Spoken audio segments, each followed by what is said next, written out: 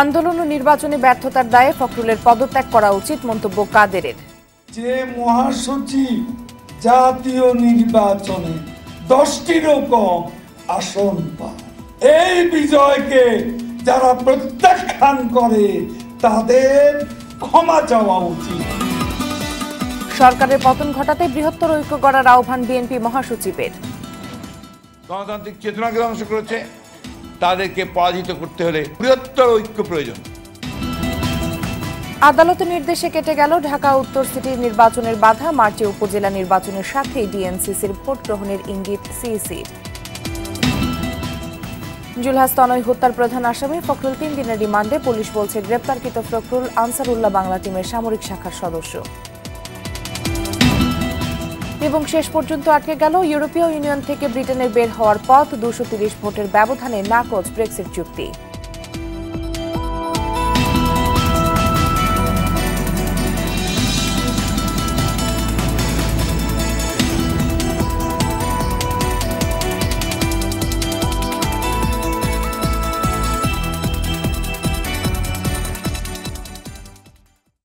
আসসালামু আলাইকুম, স্বাগত জানাচ্ছি আরটিভি রাতের সংবাদে। শুনছিলেন মার্কেন্টাইল ব্যাংক সংবাদ শিরোনাম। পুরো সংবাদে আপনাদের সাথে আছি আমি পারভিন মিতু।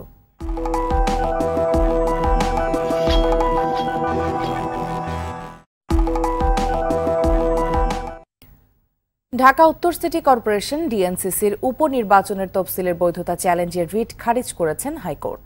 ফলে এ নির্বাচনে আইনগত আর কোনো বাধা রইল না। বিচারপতি গোবিন্দ চন্দ্র ঠাকুর ও বিচারপতি মোহাম্মদ উল্লাহর ডিভিশন বেঞ্চ বুধবার এই আদেশ দেন। এদিকে হাইকোর্টের নিষেধাজ্ঞা উঠে যাওয়ায় মার্চেই ভোট গ্রহণের ইঙ্গিত দিলেন প্রধান নির্বাচন কমিশনার KM নুরুল হুদা। শরীয়ত খানের রিপোর্ট। 2017 সালের শেষ দিকে মেয়র আনিসুল হকের মৃত্যুতে অভিভাবকহীন হয়ে পড়ে ঢাকা উত্তর সিটি কর্পোরেশন ডিএনসিসি। আইন অনুযায়ী পরের বছর 9 জানুয়ারি মেয়র পদে উপনির্বাচন এবং ডিএনসিসি ও ডিএসসিসিতে যুক্ত নতুন 36টি ওয়ার্ডের নির্বাচনের তফসিল দেয় নির্বাচন কমিশন। 26 ফেব্রুয়ারি ভোট হওয়ার কথা থাকলেও 2018 সালের 17 জানুয়ারি আলাদা রিট মামলায় তফসিলের কার্যকারিতা 6 মাসের জন্য স্থগিত করেন আদালত। পরে তা আরও 6 মাস বাড়ানো হয়। 1 বছর পর আবেদনটি খারিজ করে দেন আদালত। আর এর মধ্য দিয়ে ডিএনসিসির উপনির্বাচনের আর কোনো বাধা থাকলো না। মহামান্য আদালত কর্তৃক মামলাটা শুনানির জন্য ডাকা হলে পিটিশনারদের পক্ষের বিজ্ঞ আইনজীবীদের অনুপস্থিতি হেতু মামলাটা হাইকোর্ট বিভাগ খারিজ করে দিয়েছেন এবং হাইকোর্ট বিভাগ কর্তৃক ইতিপূর্বে প্রদত্ত যে স্থগিতাদেশ ছিল নির্বাচনের উপরে সেটাও বাতিল করে দিয়েছেন। এর ফলে যেটা দাঁড়ালো সেটা হলো নির্বাচনের বিরুদ্ধে আর কোনো আইনি বাধা থাকলো না। এদিকে হাইকোর্টের নিষেধাজ্ঞা উঠে যাওয়ায় শিগগিরই নির্বাচন আয়োজনের কথা ভাবছে নির্বাচন কমিশন। মার্চে শুরু হওয়া উপজেলা নির্বাচনের মধ্যেই এ নির্বাচন করার ইঙ্গিত দিলেন প্রধান নির্বাচন কমিশনার। বসতে হবে কমিশনের সাথে তাড়াতাড়ি করে ফেলবো। উপজেলা নির্বাচন যেহেতু সামনে আছে এফেক্ট করবে না, মাঝখানে করে ফেলবে। এটা তো লং পেন্ডিং ইস্যু। একাদশ জাতীয় সংসদ নির্বাচন প্রশ্নবিদ্ধ ও বিতর্কিত উল্লেখ করে টিআইবি যে প্রতিবেদন দিয়েছে তা প্রত্যাখ্যান করেন KM নুরুল হুদা। পুরোপুরি প্রত্যাখ্যান করি, এগুলো ঠিক রিপোর্ট না। শরীয়ত খান, আরটিভি, ঢাকা। মুসলিম উম্মাহকে ঐক্যবদ্ধ থাকা এবং আলোচনার মাধ্যমে সংকট সমাধানের আহ্বান জানিয়েছেন প্রধানমন্ত্রী শেখ হাসিনা। সকালে প্রধানমন্ত্রী তেজগাঁও কার্যালয়ে ঢাকায় নবনিযুক্ত ইরানের রাষ্ট্রদূত মোহাম্মদ রেজা নাফার প্রধানমন্ত্রীর সঙ্গে সৌজন্য দেখা করতে গেলে এ আহ্বান জানান তিনি। এ সময় চতুর্থবারের মতো প্রধানমন্ত্রী নির্বাচিত হয় শেখ হাসিনাকে অভিনন্দন জানান রেজা নারাফ। বৈঠকে দুদেশের বন্ধুত্বপূর্ণ সম্পর্ককে এগিয়ে নেওয়ার পাশাপাশি পারস্পরিক স্বার্থ সংশ্লিষ্ট বিভিন্ন বিষয়ে কথা বলেন প্রধানমন্ত্রী ও ইরানের রাষ্ট্রদূত।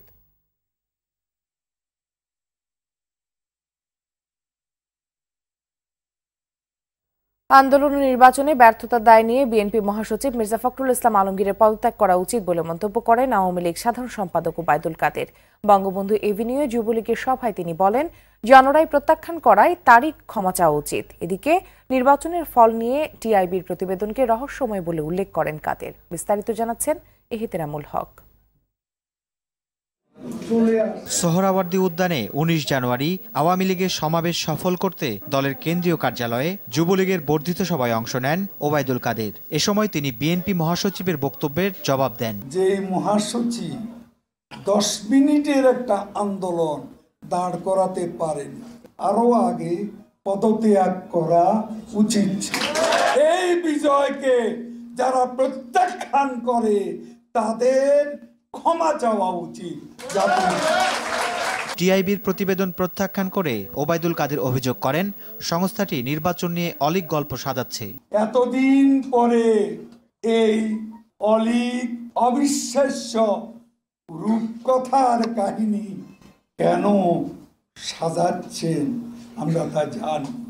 এদিকে সংরক্ষিত মহিলা আসনের মনোনয়ন ফর্ম বিতরণের দ্বিতীয় দিনেও ভিড় ছিল ধানমন্ডি আওয়ামী লীগ সভাপতির রাজনৈতিক কার্যালয়ে। মনোনয়ন ফর্ম সংগ্রহের পাশাপাশি জমাও দেন অনেক প্রার্থী।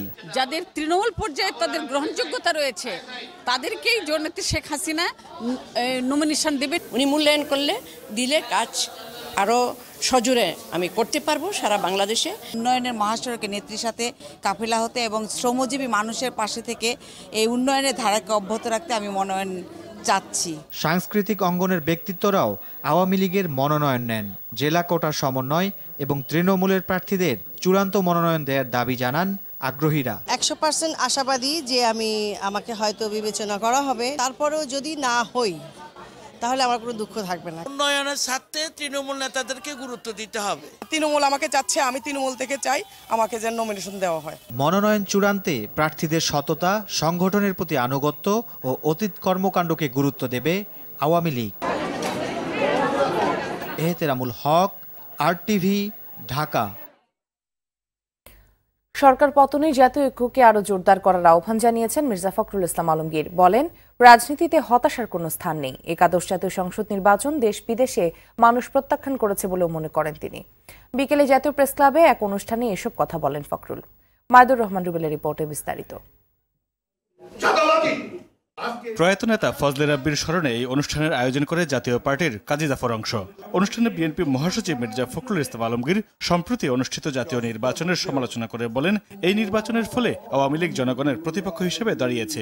সংবিধানে একটি একটি করে পরিবর্তন এনে একদলীয় শাসন ব্যবস্থা প্রণয়ন করছে বলে অভিযোগ করেন তিনি। পুরো রাষ্ট্রযন্ত্রকে ব্যবহার করেছে তার ক্ষমতায় যাওয়ার জন্য।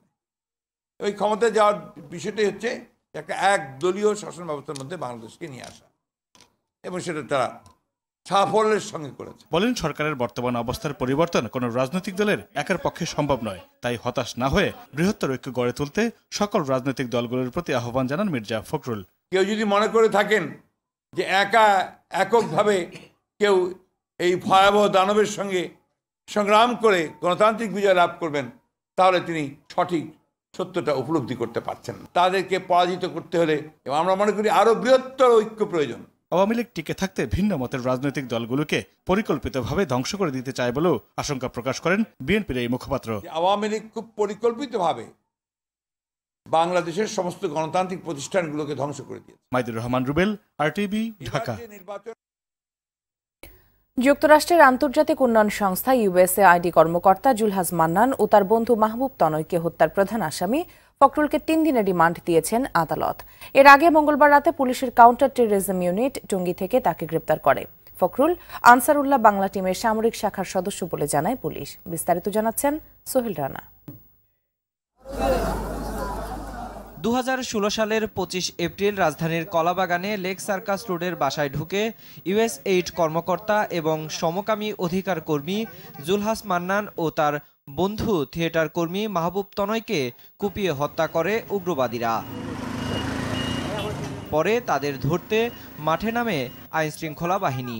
মঙ্গলবার রাতে টঙ্গী এলাকায় অভিযান চালিয়ে মামলার অন্যতম আসামি ফখরুলকে আটক করে কাউন্টার টেররিজম ইউনিটের সদস্যরা।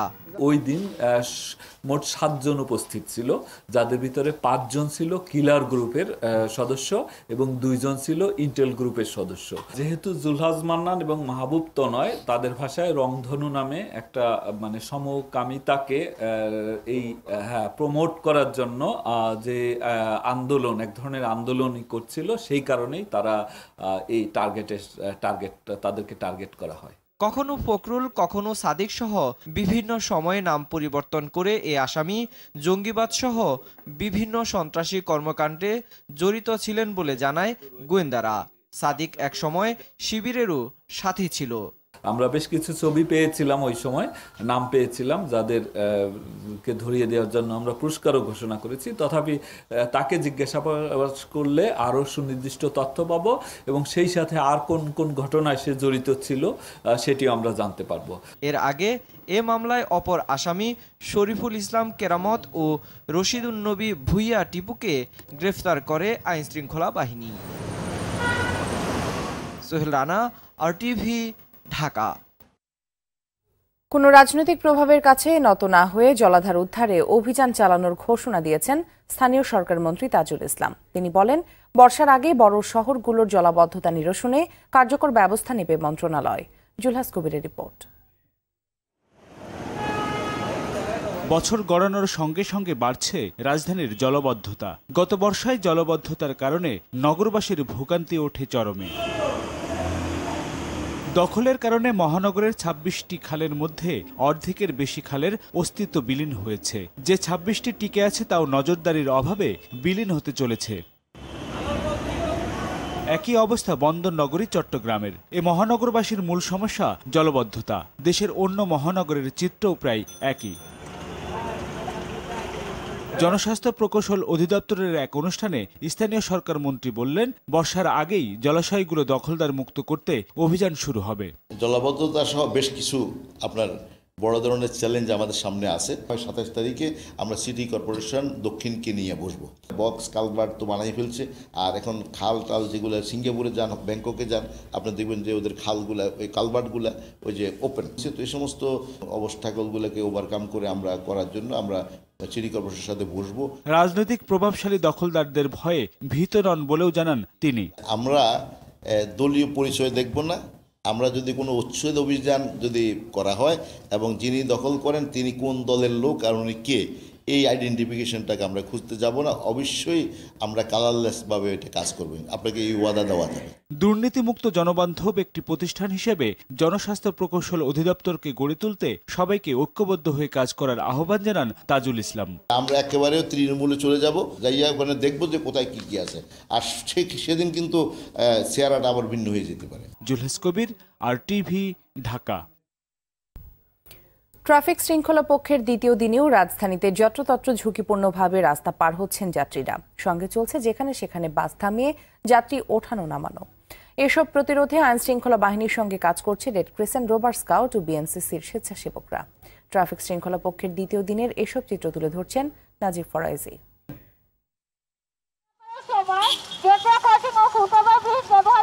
রাজধানীর শাহবাগে এই স্বেচ্ছাসেবকের ট্রাফিক আইন মেনে চলার আহ্বানে সাড়া নেই কারোর। শুধু শাহবাগ নয়, এমন চিত্র কারওয়ানবাজার, ফার্মগেট সহ রাজধানীর প্রায় সব এলাকায়। পুলিশ কিংবা স্বেচ্ছাসেবকরা যত্রতত্র ঝুঁকিপূর্ণভাবে রাস্তা পারাপার বন্ধ করার চেষ্টা করলেও অনেকেই তা মানছেন না। সবকিছু চলছে যেন নিজের খেয়াল খুশি মতো। যাচ্ছে শর্টকাট, বুঝতে পারি না, বুঝতে পারলে আসতাম না। কেউ সচেতন না, দেখা গেছে উলট পালট ভাবে চলাফেরা করতেছে, বললেও শুনতেছে না। রাজধানীর মহাখালীতে ফুটওভার ব্রিজ ব্যবহার না করে এভাবেই রাস্তা পার হচ্ছেন অনেকে। দুর্ঘটনার শঙ্কার ভয় নেই কারোরই। আপনি কেন পার হয়ে আসলেন এদিক দিয়ে? সরি, আর কখনো হবে না এরকম। আমরা ম্যাক্সিমাম ফুটওভার ব্রিজ ব্যবহার করব। যে আমাদের কথা তারা একটু শুনে না, আমরা এই জায়গা থেকে আসতে তাদেরকে মানা করি, কিন্তু তারা কোনোভাবেই আমাদের কথা শুনে না। ট্রাফিক আইন সম্পর্কে মানুষের ধারণা নেই ঠিক মতন। যাত্রী ওঠানো নামানোর ক্ষেত্রেও চলছে বাস চালকদের স্বেচ্ছাচারিতা।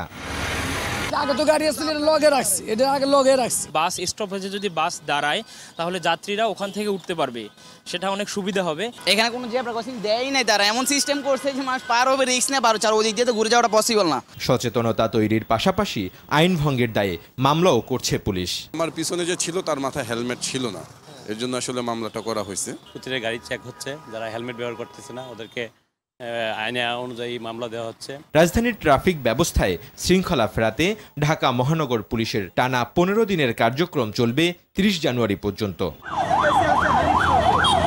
নাজিব ফরাইজি, RTV, ঢাকা। গ্যাটকো দুর্নীতি মামলার অভিযোগ গঠনের শুনানির দিন আগামী 24শে জানুয়ারি ঠিক করেছেন আদালত। রাজধানী বকশীবাজারে আলিয়া মাদ্রাসা মাঠ সংলগ্ন ঢাকার বিশেষ জজ আদালত 3-এর বিচারক আবু সৈয়দ দিলজার এই দিন ঠিক করেন। তবে বিএনপি চেয়ারপারসন খালেদা জিয়া অসুস্থ থাকায় কারাগার থেকে তাকে আদালতে হাজির করা হয়নি বলে জানান আইনজীবী মাসুদ আহমেদ তালুকদার। এর আগে গেল 10 জানুয়ারি খালেদা জিয়াকে আদালতে হাজির করার পরোয়ানা জারি করে আদালত।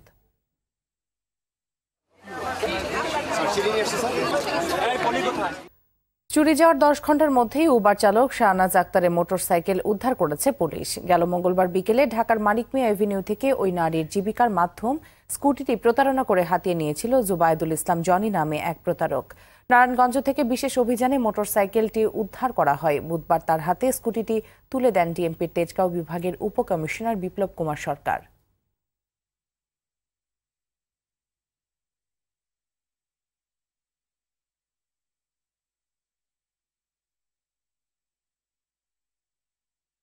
নারায়ণগঞ্জের রঘুনাথপুর এলাকায় গিয়ে ওইখানকার লোকজনের সহায়তায় তারা চিনতে পারে এবং তারা বাড়ি দেখিয়ে দেয়। ওইখান থেকে রাত্রে প্রায় 3টা থেকে 3:30টার দিকে তার বাসায় রেড করে তাকে ওই বাসায় পায় এবং ওই ব্যাগটিও আমরা ওইখান থেকেই উদ্ধার করি। আমরা রিমান্ডে আনবো এবং আমাদের যে আইনি যে প্রক্রিয়া রয়েছে সেই প্রক্রিয়ায় আমরা তার শাস্তি নিশ্চিত করার জন্য আমরা কার্যক্রম গ্রহণ করব। ভেজাল বিরোধী অভিযানে খাবার সংরক্ষণে অনিয়ম ও লাইসেন্সে গরমিল থাকায় রাজধানীর গুলশানের কোরিয়ানা সহ 2টি বিদেশি রেস্টুরেন্টকে 4.5 লাখ টাকা জরিমানা করেছে ঢাকা উত্তর সিটি কর্পোরেশনের ভ্রাম্যমাণ আদালত। দুপুরে এই অভিযানে অংশ নিয়ে ঢাকা উত্তর সিটির প্যানেল মেয়র জামাল মোস্তফা বলেন, এ ধরনের অভিযান অব্যাহত থাকবে।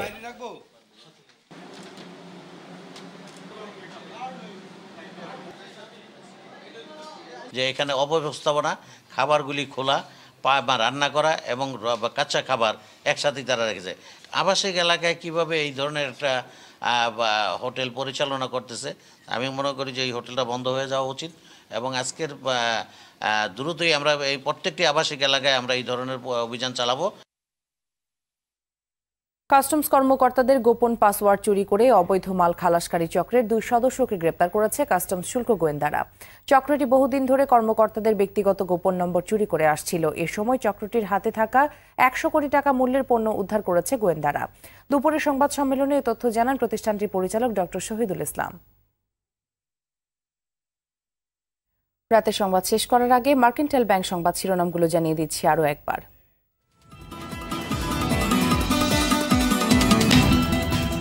আন্দোলন ও নির্বাচনে ব্যর্থতার দায়ে ফখরুলের পদত্যাগ করা উচিত মন্তব্য কাদেরের। সরকারের পতন ঘটাতে বৃহত্তর ঐক্য গড়ার আহ্বান বিএনপি মহাসচিবের। আদালতের নির্দেশে কেটে গেল ঢাকা উত্তর সিটি নির্বাচনের বাধা। মার্চে উপজেলা নির্বাচনের সাথে ডিএনসিসির ভোট গ্রহণের ইঙ্গিত ইসির। জুলহাস তনয় হত্যার প্রধান আসামি ফখরুল 3 দিনের রিমান্ডে। পুলিশ বলছে গ্রেপ্তারকৃত ফখরুল আনসারুল্লাহ বাংলা টিমের সামরিক শাখার সদস্য। এবং শেষ পর্যন্ত আটকে গেল ইউরোপীয় ইউনিয়ন থেকে ব্রিটেনের বের হওয়ার পথ। 230 ভোটের ব্যবধানে নাকচ ব্রেক্সিট চুক্তি।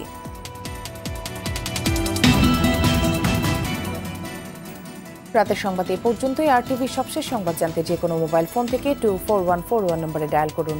আর মোবাইল ফোনের সংবাদ দেখতে অ্যাপ স্টোর, গুগল প্লে বা উইন্ডোজ স্টোর থেকে ডাউনলোড করুন আরটিভি অ্যাপস। এছাড়াও তাৎক্ষণিক ও বিনোদন সংবাদ জানতে বিশ্বের যে কোনো প্রান্ত থেকে ভিজিট করুন facebook.com/rtvonline এবং youtube.com/rtvdigitals। ধন্যবাদ সবাইকে।